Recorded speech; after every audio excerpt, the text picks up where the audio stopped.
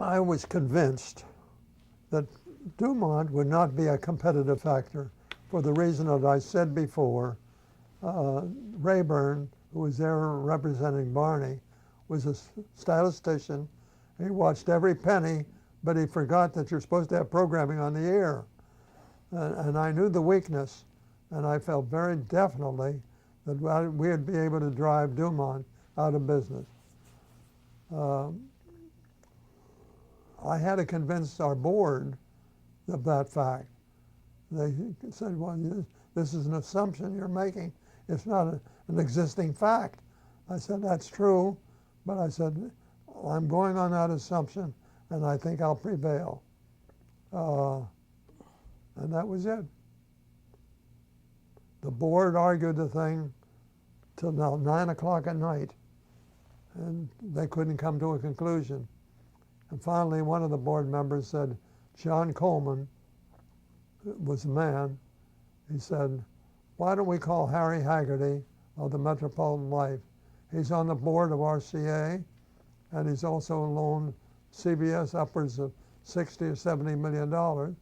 And he said his judgment would be good. We all agree, and he got him out of bed, and we went over there to his place, to John Coleman's place. And he said, well, what can I do for you people? And the board said that this man is anxious to acquire ABC, and we think it's too dangerous. All we have in hand is $50 million, and that can be eaten up awfully rapidly. And he said, turned to me and he said, what do you say? And I said, well, I think we'll lose money for 5 or 6 years, maybe a little longer.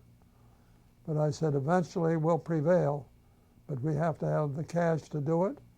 We have to have the guts and courage to go out and buy things for television. And we have to get Hollywood to open their doors to programming, to buy programming from them. And I said, I think I can do that. I said, right now our company is the largest customer of the motion picture industry.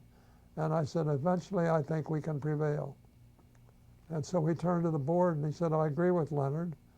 He said, not only I agree, but I'll be willing to advance up to a sum of money maybe close to $100 million. And that's how the deal went through.